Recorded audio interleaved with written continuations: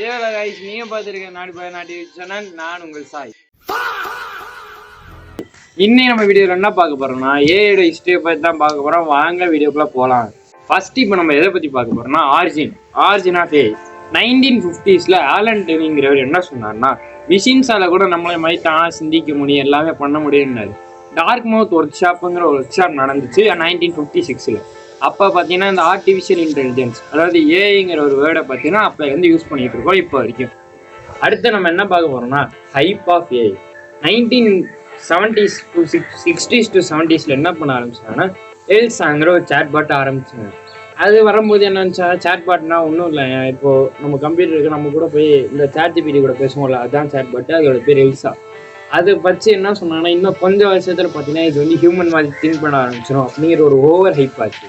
அங்கே தான் ட்விஸ்ட்டு என்னன்னா, சிஎஸ்கே ஸ்குவாடை பார்த்து எப்படி சிஎஸ்கே ஃபேன்ஸ்லாம் ஹைப் பண்ணாங்களோ அதே மாதிரி ஏஐ பற்றி இவங்கெல்லாம் ஹைப் பண்ணாங்க.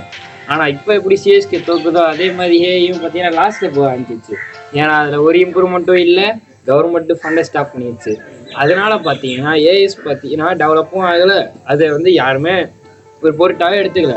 அதனால இதை பார்த்தீங்கன்னா ஏஐயோட வின்டர் சீசன், அதாவது ஒன்றுமே பண்ண முடியலான்னு. இவ்வளோ நடந்ததுக்கப்புறம் ஏஐ இண்டஸ்ட்ரியை இழுத்து முடிடுவாங்க தான் எல்லாரும் நினச்சாங்க.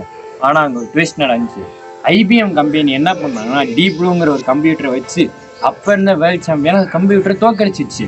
இதுலேருந்து அவங்க என்ன சொன்னாங்கன்னா, மிஷின்ஸால் எது வேணால் லேர்ன் பண்ண முடியும் அப்படிங்கிற சொல்லி மிஷின் லேர்னிங்கிற ஒரு மேட்டரை கொண்டு வந்தாங்க.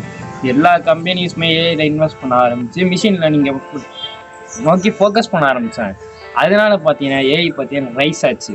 அதுதான் 2002 பார்த்தீங்கன்னா ஏஐ டாமினேட் ஆயிடுச்சு. முக்கியமான சப்ஸ்கிரைபர்ஸில் நிறைய பேர் ஃபோன் வச்சுருக்கலாம், அதுவும் ஐஃபோன் வச்சுருக்கலாம். ஐஃபோனில் சிரிங்கிற ஏஐ இருக்கும், வீட்டில் அலெக்ஸா வச்சுருக்கலாம், அதுவும் ஒரு ஏஐ தான். இந்த மாதிரி ஏஐங்களுக்கு பார்த்தீங்கன்னா எக்ஸ்பேண்ட் ஆரம்பிச்சிட்டு, முன்னாடிலாம் ஃபோனில் நம்ம ஏஐ இன்ஸ்டால் பண்ணுவோம், இப்போ வந்து வர ஃபோனில் தான் ஜெமினி இன்பில்ட்டாக வருதுங்க, அதை டெலிட்டும் பண்ண முடியல. அதெல்லாம் என்ன ஆகுதுன்னா, நம்மளால எல்லா விஷயங்களும் பண்ண முடியுது. இமேஜ் கிரியேட் பண்ண முடியுது, வீடியோ ஆடியோ என்னன்னாலும் பண்ண முடியும். இப்போ நீங்கள் ஒரு படம் எடுக்கிறீங்க, மியூசிக் டேரக்டாக கிடைக்கணும்னா கூட கூகுள் ஜெமினியில் போட்டு மியூசிக் வேணும், இந்த மாதிரி ரிலீக்ஸில் இந்த மாதிரி ஃபோனில் வேணும்னா அது போட்டு தரும். இப்போ உங்களுக்காக பார்த்தீங்கன்னா சில பல ஜெமினிலேருந்து வீடியோஸ் அண்ட் ஆடியோஸ் பண்ண போகிறோம், வாங்க பார்க்கலாம். பார்த்தீங்கன்னா கூகுள் ஜெமினியில் பார்த்தீங்கன்னா நம்ம போட்டோன்னே பார்த்தீங்கன்னா நம்மளுக்கு கேட்ட அந்த ரோல்ஸ் ராய்ஸ்காரோட இமேஜ் வந்துருச்சு. அடுத்து நம்ம இப்போ ஒரு மியூசிக் பண்ண போகிறோம்.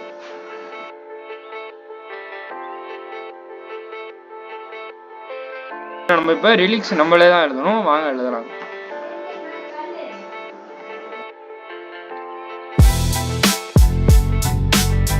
Bro, his name is Joe Home. He had a gun. நீங்கள் பார்த்துருப்பீங்க கூகுள் ஜெமினி எப்படி நம்ம கேட்ட காரோட இமேஜ் கிரியேட் பண்ணி தருது. அதே மாதிரி இப்போ நம்ம ஏஐ பார்க்கணும் இல்லையா, ரிலீக்ஸ்லாம் வேற போடுவோம் நம்மளே என்ன எழுதி.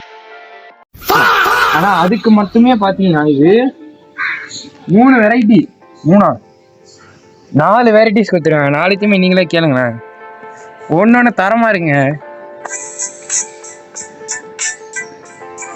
சூப்பரா இருக்கா? அடுத்து கேளுங்க.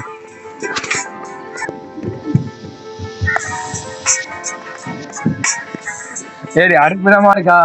அடுத்து நம்ம என்ன பார்க்க போறோம்னா back fire of AI. Bro, ஏஐல என்ன பேக் ஃபயர் இருக்கு? ஏஐல என்ன பேக் ஃபயர் இருக்கு நீங்க கேட்கலாம் ப்ரோ. ஆனா அதுலயும் பேக் ஃபயர்ஸ்லாம் இருக்கு. லைக் இப்போ நீ ஒரு டெவலப்பரா இருக்கு, ஒரு புது ஐடி கம்பெனியில போய் ஜாயின் பண்ற. அப்படி ஜாயின் பண்ணும்போது உங்க சீனியர், நீங்க ஒரு 10 பேர் இருக்கீங்க, நீங்க 10 பேர் சேர்ந்து ஒரு ப்ரோக்ராம் பண்றீங்க. ஆனா உங்க சீனியர் ஒருத்தனும் இந்த ஜெமினி அந்த மாதிரி ஒரு ஏஐ சேர்ந்து அந்த ப்ரோக்ராம் முடிச்சுட்டா அவங்களுக்கு அங்கே வேலை கிடையாது, நீங்களும் அங்கே வேலை பார்க்க அவசியமும் கிடையாது. அதே மாதிரி இந்த மாதிரி ஏஐஸ்னால என்ன வேணாலும் பண்ண முடியும். லைக் இமேஜ் எப்படி வேணாலும் கிரியேட் பண்ண முடியும். நடுவில் ட்விட்டரில் கூட இல்லை, இதனால ஏஐ 4000 பிரச்சனை போச்சுன்னு உங்களுக்கே தெரியும். ஏஐ வந்து நல்லதா கெட்டதான் நாங்கள் சொல்ல முடியாது, அதை யூஸ் பண்ணுறவங்க பொறுத்த இருக்கு. ஏஐல எப்படி கெட்டது நல்லது யூஸ் பண்ணுறது நீங்கள் கேட்கலாம். ஏஐ கெட்டதாக யூஸ் பண்ணுறாங்க, லைக் இப்போ ட்விட்டரில் போன பிரச்சனை. ஆனால் நல்லதுங்கன்னா இப்போ நம்ம பண்ணோம் பார்த்தீங்களா, ஆடியோ கிரியேட் பண்ணோம், இமேஜஸ் பண்ணோம், ஹோம்ஒர்க்கு எப்படி வந்து அசைன்மெண்ட் எழுதலாம்லாம் கேட்டோம். ஸோ இந்த மாதிரி பண்ணுறதுலாம் நல்ல விஷயங்கள். அதனால ஏஐ நல்ல விஷயங்கள்லாம் பயன்படுத்திக்கோங்க. ஏஐ பற்றி இவ்வளோ பேசுகிறீங்களே, நீங்கள் ஏஐ யூஸ் பண்ண மாட்டீங்களா? இது ஒரு நல்ல கேள்வி. நானும் இந்த வீடியோவில் 4-5 பாயிண்ட்ஸ் எல்லாம் பார்த்தீங்கன்னா ஏஐ கிட்ட இருந்தால் கேட்டு எழுதுனேன். ஸோ இந்த மாதிரி ஏஐ பார்த்தீங்கன்னா நல்ல விஷயங்களுக்கு யூஸ் பண்ணுங்க. ஸோ இதே மாதிரி இன்னொரு அற்புதமான வீடியோவை சந்திக்கிறோம். அது வரைக்கும் உங்களிடம் வெறும் உங்கள் சாய். முக்கியமாக சப்ஸ்கிரைப் பண்ணிடுங்க.